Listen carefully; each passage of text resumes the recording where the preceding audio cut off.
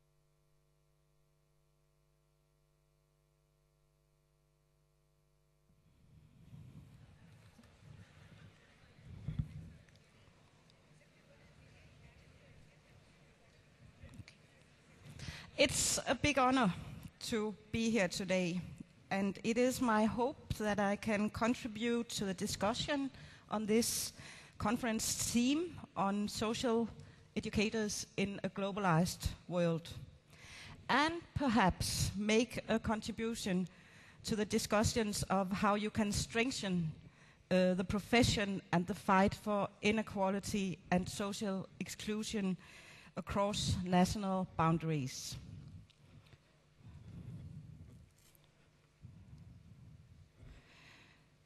I will talk about research in an international perspective within the area of social education and troubled children and young people. I will start with a few words about the concept of globalization and continue with a lot of words about global tendencies in international research. Several sociologists from many countries are pointing at the same tendencies in national social policy.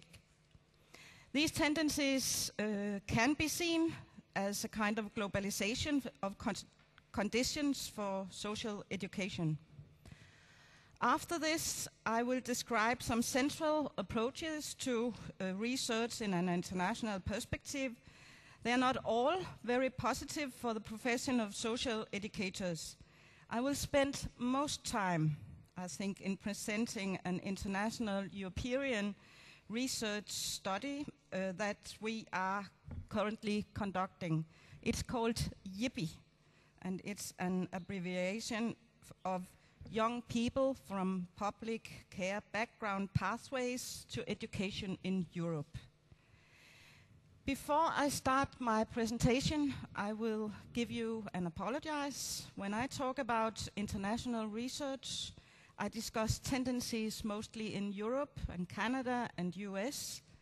This means that it might, in a global perspective, have a bias. I hope that others will make up for that. I also have to apologize, or I might apologize, for being academic. The topic of this speech is academic. The concept of globalization was first used by economists right after the Second World War to describe the increasing international trade.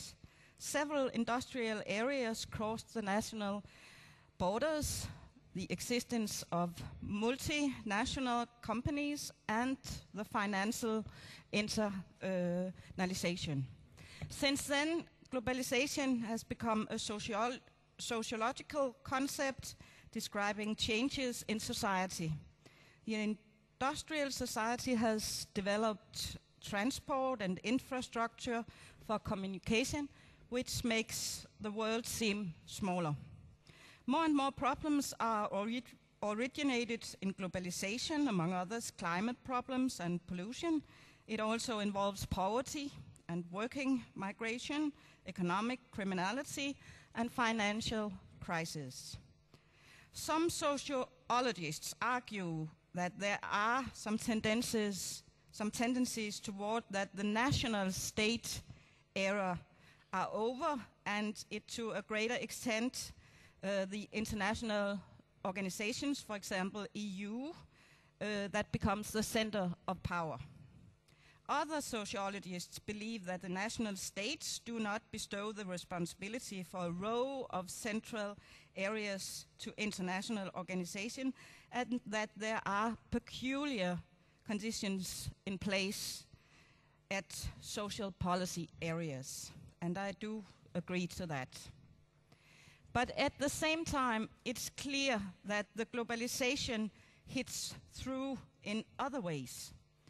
If you read the recent national research and theories of social policy, social problems, and social education, one will see that there are identical tendencies in many countries. This involves, for instance, England, Germany, US, and the Nordic countries. I will briefly discuss these tendencies and the consequences of these for social education and the research in the area. Global tendencies in international research. There are many nations talk about societal and social policy changes that can be summed up by the concept of individualization and tendencies to hold the families responsible for development and solutions of social problems. We can distinguish between two types of individualization. Hence, the individualization that is the result of modernity, where the individual no longer has any tradition to rely on, which results in that everybody gets an individual responsibility to choose and to act. Hence, the type where social policy causes another type of individualization containing of new institutional demands, forms of control and hindrance. At the same time, all states, also the so-called welfare states, set demands to citizens to control their own lives. The general societal tendencies to individualization put the individuals in a different situation than earlier, where the individual's life earlier, to a greater extent, was determined by cultural, employmental, and social issues.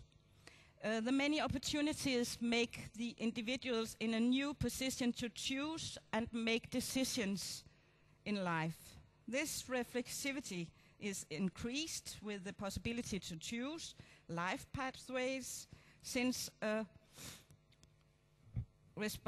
independently decide on and act upon the possibilities that are in place. In order to be able to live in a modern society, the individuals must see him or herself as an agent. The key concept in this connection is hence reflexivity and personal responsibility. These tendencies are described by a lot of sociologists, for instance, Ulrich Beck, Anthony Giddens, Sigmund Baumann, Hermann Giesecke, and Nigel Parton. I will not take you through all these series, but mention a few of them to illustrate these tendencies. Hermann Giesecke is a German professor in social education, Sozialpädagogik. And he argues that all young people in the Western world grow up in a pluralistic world. He also argues that all children are at risk. Children and young people are educated not only within the families, but also in other institutions like daycare institutions and school and media and their peers. Society is parted, says Giesecke, into areas with their own unidentical values. What the children need to learn in their current and future life cannot be taught at one place. Knowledge and rules for behavior cannot be transferred from one place to another. This is, according to Giesecke, there is, according to Giesecke, no clear-cut education praxis that relates to the whole person. In a pluralistic society, the responsibility for development of values and norms is to a higher degree an individual project. It means that the individuals must create meaning in her or his life and find her or his own values. The diversity of opportunities and the lack of traditions to relate to can on one hand be seen as creating opportunities. On the other hand, it can also be experienced as creating insecurities, because the individuals has to take chances and to navigate in her own or his own life without any traditions to refer to. These tendencies can be summed up with Ulrich Beck's word: the individualization is two-folded. It is risky freedoms. The other type of individualization is about the political area. Among this, the social political area, and individualization has emerged that consist of new institutional demands, ways of exercising power and control. These new institutional demands are exercised through contracts and specifying goals. As an example, this happens through the implementation of rules regarding individual evaluation and action plans for children who are placed at residential care centers. These plans most increasingly contain reasons for choices of goals and effects of each intervention type. It is to a greater extent the family's own task, through involvement in contracts, injunctions and sanctions, to participate actively in the state's different forms of control mechanism, as well as being a part of problem solving. When social policy focus at the family's internal social relations as resulting in the children's and the young people's reactions, behavior and development, this can be explained by both types of individualization. The individualization also explains the tendencies towards making the societal and structural reasons invisible, while at the same time the individual or the family is made responsible for his own life as well as for solving social problems. Nigel Parton poses that social work and social education undergoes changes in these decades, partly by embracing the need for control and power, and partly by representing either a choice between fully holding the families responsible or fully holding the state responsible in respect to children.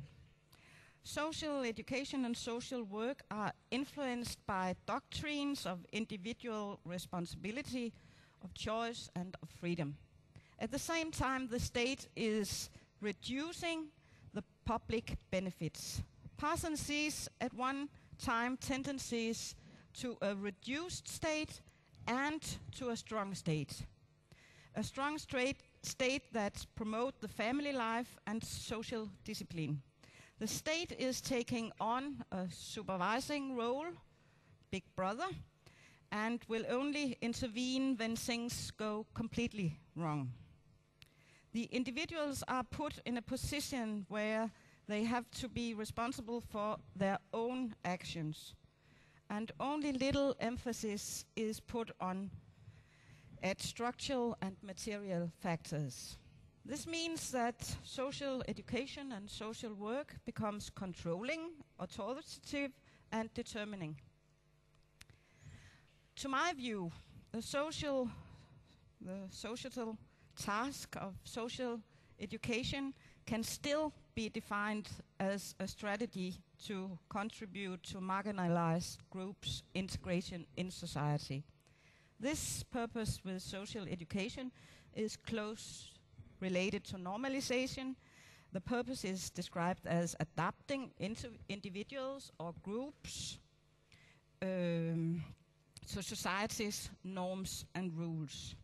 The task of social education is with this starting point to contribute to society's stability, where the ideal is a coherent and homogeneous society. Also to a society that is marked by individualization. In a highly individualized society, integration in society gives the individuals access to vital resources and to independently choice. I see critical changed conditions around integration in the individualized society in respect to the social. This means that the development of the capacity to participate in social communities has to come much more intensive on the agenda in discussions of social education in respect to integrate marginalized and individualized children and young people. Institutions and other normative communities can to a lesser extent carry the social as a command to the individuals. In addition, the social aspect should to a higher extent become internalized and be part of an identity. Individualization is hence the story of the individuals loosening from social communities, but individualization is at the same time a demand for extending the social networks and communities supporting the young people's choices and actions. This ensures a development of identity as well as the integration in society. That gives the young people opportunity for participation and access to vital resources.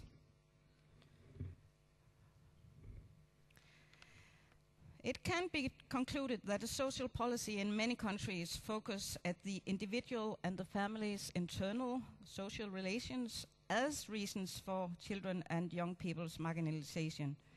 One can see a tendency that societal and structural reasons are made invisible. At the same time, the individual and the family is made responsible for the existence of social problems. This has a great impact on the conditions for social education. It also gives rise to a new and intensified agenda for research in social education. Several other sociologists, among others Baumann and Richard Sennett, have pointed at these general tendencies of making societal and structural reasons invisible.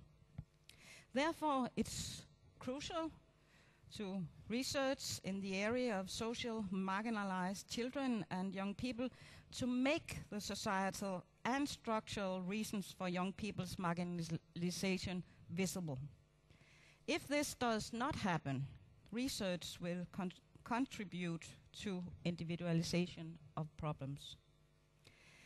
Here there is a call out for more national and more international research that can both disclose these global tendencies and account for the consequences for social education.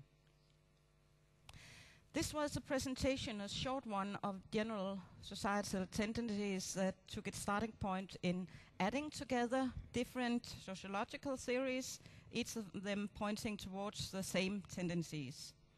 I will move to discuss other kinds of international and comparative-based research. International research is often comparative research.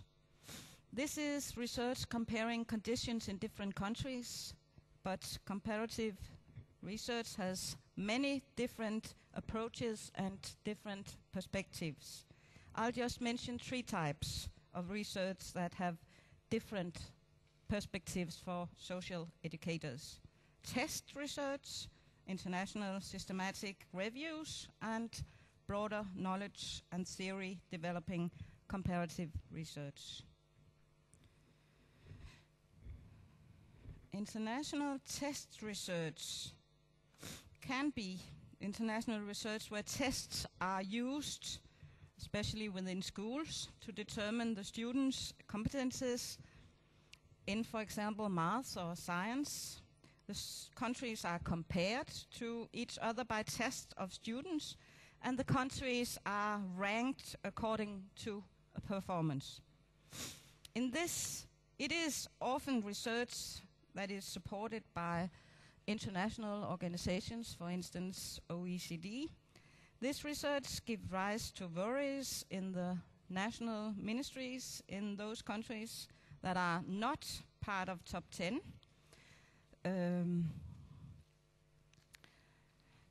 at the ranking list. However, one can question the usability of this knowledge produced in such research. Teachers within those areas are often critical to this type of research. Perhaps it is fair to be pleased about the difficulty of conducting tests of the complex work that social educators are carrying out, but these will come. With the increasing standardization of methods in social education, it might be coming to social education in future years. As an example, multi-systematic therapy is used in several countries, and it will be possible to analyze which countries that obtain the best result with this method. As it happens with tests in school context, these tests are bound to happen independently of the many differences in the countries involved. It can be differences in economic resources, in social legislation, in structures of organization, levels of education for social educators, etc. In my opinion, there should not be placed much emphasis on international comparative quantitative studies based on tests. The national differences must at least be included in the discussion of the results. If this does not happen, you will be comparing apples and pears. and ranging list of countries scoring high and low become meaningless. The same issues apply to most of the international systematic reviews.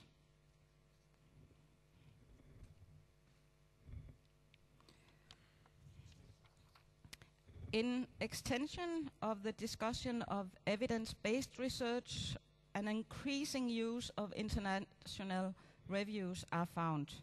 A huge number of reports are published in these years regarding reviews of international research on a specific area. It can, for instance, be on placement of children and young people outside their homes, and the question can be how it works. The reviews sum up the national research for several countries. These reviews are often referred to as general knowledge and almost universal truth, as the knowledge is built on a huge data set from several countries. It is not often discussed how and to what extent this research can be added together and transferred to national social policy conditions. There has been made delimitation in such reviews in terms of specific search words, research approaches, size of informants, etc. It is seldom considered whether there are national differences which make it difficult to transfer knowledge from one country to another. It often takes a lot of knowledge of factual conditions and praxis within the areas and countries in question when comparing and transferring data or data results. One example. In Denmark, almost half of all children and young people are taught at on-site schools, internal schools at residential care centers. In the Danish legislation, teaching at these on-site schools are called special education. If you need to gather data of this area, you need to know that it is called special education. And if you want to find international research in this area, you cannot search for special education, since this area is fundamentally different in most other countries. It is often seen that there happens to be a range of reductions in reviews, resulting in that one can question how much research-based knowledge there's left. To begin with, delimitation is made in connection with searching words and databases. Subsequently, the research that one wishes to include is delimited by, say, size of data material or approaches. The research results that not always are comparative is summed up to general knowledge, and the conclusions are made. It provides some kind of false security in respect to the knowledge about certain conditions or relations that one poses to know. At the same time, it is assumed that this knowledge can be transferred to national conditions without describing the differences. Another example. A Danish researcher wants to make a review of stability of placements of young people and to use his knowledge in relation to Danish social policy initiatives. Several studies in Norway, Sweden, England, US, Canada of breakdowns in placement can be found. They all conclude that a significant number of placements of young people break down.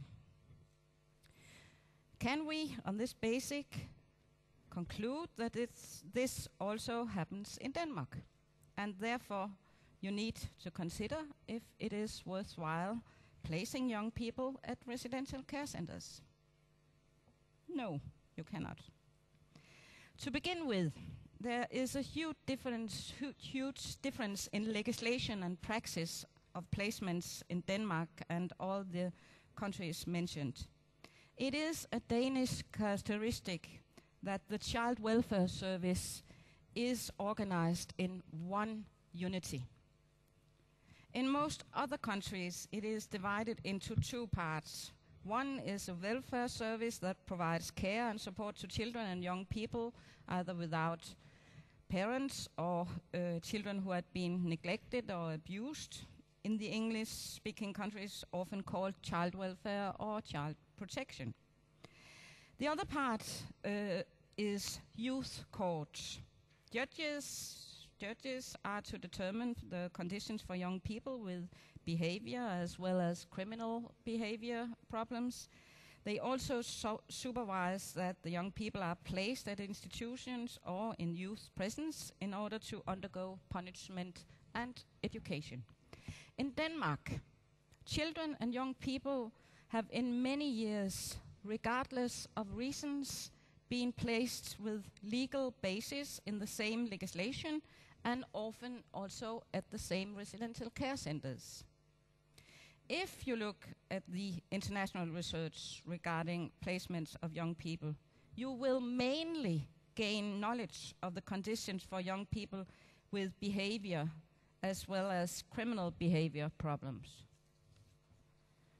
Secondly, the pattern of placements are very different in these countries. In Denmark, the main part of the young people are placed at institutions. In other countries, the main part is placed in foster care. The few Danish young people that had been in foster care had often been in foster care since they were small children, and their placements are very stable. International results of young people in foster care will contradict this. Thirdly, both the education of employees and residential care centers are very different from country to country. For instance, the term social educator is not used in England, and social work at residential care centers are often carried out by unskilled workers and that are supervised by only one social worker.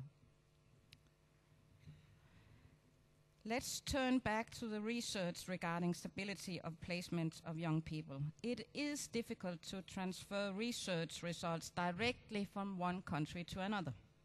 However, if you focus on national differences, you are bound to become wiser, for instance, in respect to placements of young people.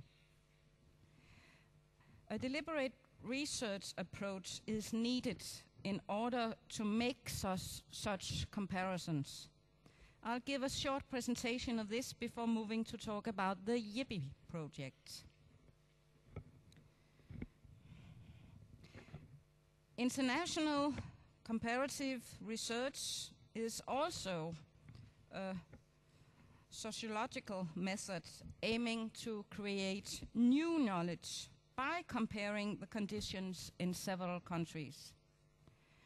One of the fathers of the sociology, Emil Durkheim, has posed that the comparative sociology is not a specific area of sociology, but the very sociology to that extent that it aims to explain the facts.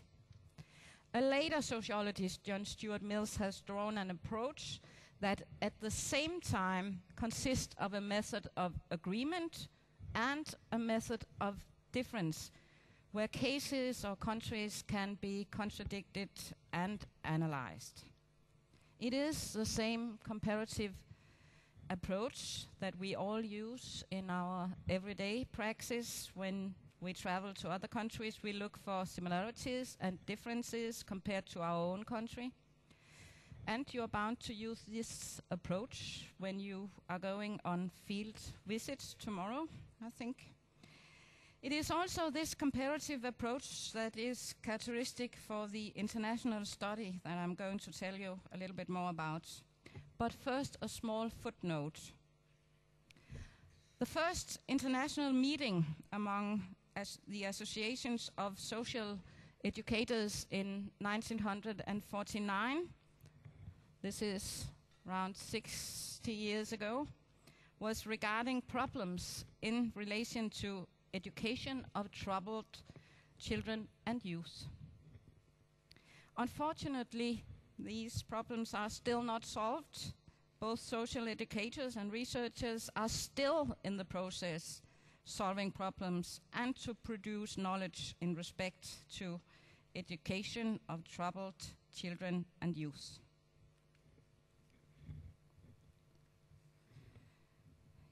The YIPI project, Young People from a Public Care Background Pathway to Educations in Europe, investigates how young people from a public care background progress in education. The countries involved are United Kingdom, Hungary, Spain, Sweden, and Denmark. These European countries have widely different welfare regimes and different approaches to the care and aftercare for children who cannot live with their birth families. The project will maximize opportunities for the researchers to learn from each country and from the different ways that education and care are defined in these countries. The project aims to investigate educational pathways among young men and women from a public care background after the end of compulsory schooling. The project also aims to examine how more young people from this background can be retained in further and higher education. The focus is on barriers and facilities that influence that these young people get an education on equal terms with other young people. 5 countries take part in this project, as I mentioned, and the partners is the Institute of Social Policy and Labor in Hungary, the Research Institute of Quality of Life, University of Girona in Spain, and Göteborg University in Sweden, and Institute of Education, the Thomas Coram Research Unit at London University, the Danish School of Education, University of Aarhus. The research project uses several research methodological approaches. We use literature reviews, including available statistics. We didn't find many of these. Secondary analysis of national statistics and survey of agencies. In-depth cases, case studies in 5 regions in each country, including survey of young people aged 19 plus, in Denmark 21. Interviews with young people at 2 time points, and interviews with nominated adults and or professionals concerned with care leavers, and analysis of policy documents. So you see, this is both comparative, quantitative, and qualitative study. The starting point of this project is that young people from a public care background have very poor outcomes. Very little is known about their participation in post-compulsory education, but it seems likely that they are highly socially excluded as adults. In part, as a result of non-participation in education.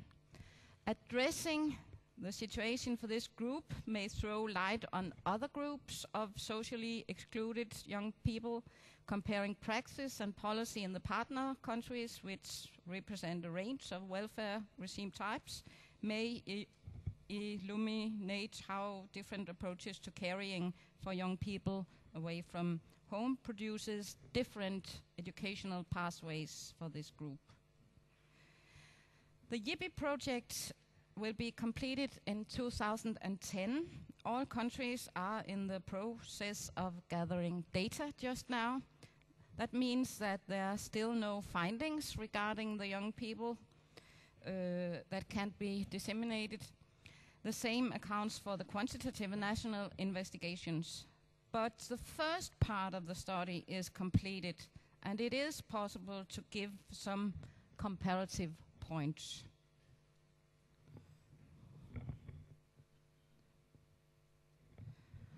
If you look at the context of care and education in the 5 countries, you find that there are centralized administrative arrangements in both Denmark, Sweden, and Hungary, and that there are 19 autonomous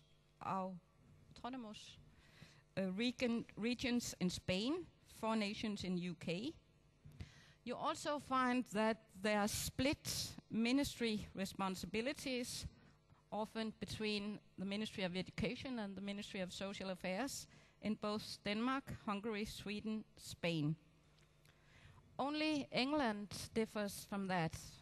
Here you have one department for children, schools, and families. All countries have devolved responsibilities for care and education to local authorities and agencies. You can also compare national policies on education for those from care, and this trend towards combining universal access with attention to individual needs in most of the countries. For instance, in Denmark, you say that in the policy that everyone should have the same access to education and to training, which should be adapted to individual situation and potential. Only England among these 5 countries has specific duty to promote education for children in care and specific provision to promote attendance at university. In England you call almost all further and higher education for university. Even to be a hairdresser, you sometimes have to go to the university in England. It's a bit confusing when we're discussing the pathways of these young people. But we also compared the numbers in substitute care in the 5 countries as a percentage of the population under 18 years, and found that in Denmark it's a little bit more than 1%, and Hungary under, and España more under 0.6, and in Sweden around 1%. We also looked at the placement types and see a very different pattern in the 5 countries. In Sweden, most of the children and young people are in foster care. Denmark, it's almost 50-50, and the same goes in Hungary. Spain are using more foster care than residential care centers, and the same is the case in UK. And how about leaving care? The age of leaving care is similar in all countries. It's 18 years in both Denmark, Hungary, Spain, Sweden, and England. And all countries are, at least at a political level, encouraging young people to stay longer. Or you might say that they have the possibilities to have after leave care. In England, you see that 18 years is the most common age to leave, but you can have support in education, or you can have support if you're disabled up to 21 years. In Hungary, there's actually a lot of 4,000 out of 21,000 that are having aftercare after they became 18 years. In Denmark, you have in total around 15% that have support after they are 18 years old and are supposed to leave the residential care centers and foster homes. Of these, 6 to 7% stay at their placements, and the other 6 to 7% have other kinds of support and up to 22 years. Most of those in Spain stay in placement if both parts want it. They can have assistance with housing and support available for others through an interdepartmental plan for 18 to 21 years old in Spain. If we look at the post-compulsory education and care leavers, we don't know a lot. I hope we know much more within a year. All countries are pursuing policy at raising participant rates in higher education, but almost nothing is known about the position of care leavers. Some hints or some figures from the more general picture says that in Denmark, 15% of young people never gain a further education.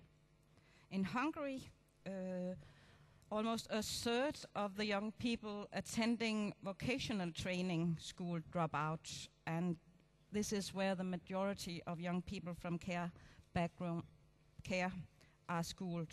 In UK, they can estimate a bit more than the other countries can, and says that 1 to 6% of young people from care attend higher education, but very few young people from care attain good examens compared to all young people.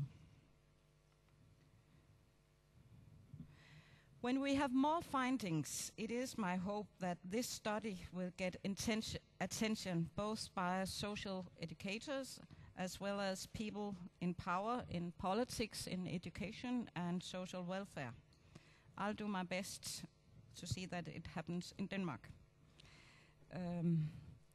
You can get further information as we go on in this project. We have also systematic literature reviews at the homepage, so there's a lot of knowledge about these 5 countries.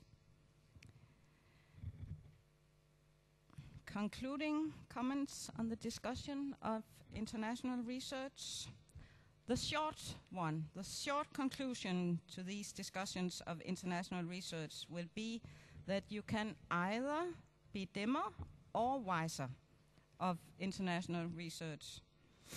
You will be dimmer if you believe that national research results can be added together and be universal truths that can be applied to all countries. You can become wiser if you focus on national differences and their background, and also if you cooperate with researchers from other countries and use the differences to elaborate the knowledge of national and international conditions. And there's plenty of work to do in regards to the profession of social educators. The national as well as the international research in this area is very limited, but very important in respect to strengthen the profession and the fight for inequality and social exclusion across national boundaries.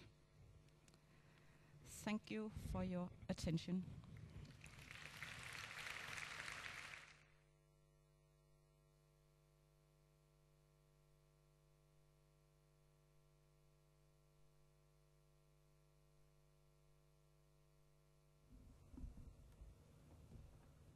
Thank you, Inge. You need no excuses for academic speech, because we are a lot of practitioners who will know to use theories. Thank you for the discussion between national, international research and the areas for this research, especially the struggle between the individual perspective and the perspective on the society. You used test research, review research, and comparative research as examples of special lines in the research, and I'm sure you like the best is comparative research, if I'm not wrong.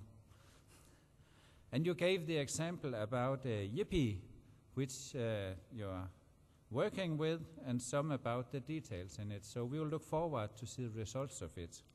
Also, thank you for mentioning the importance of what perspective there's chosen, because it has great influence in our work as social educators, what line is chosen, especially by the politicians. So we will all avoid getting dimmer out of the global research, I'm sure. Thank you, Inge.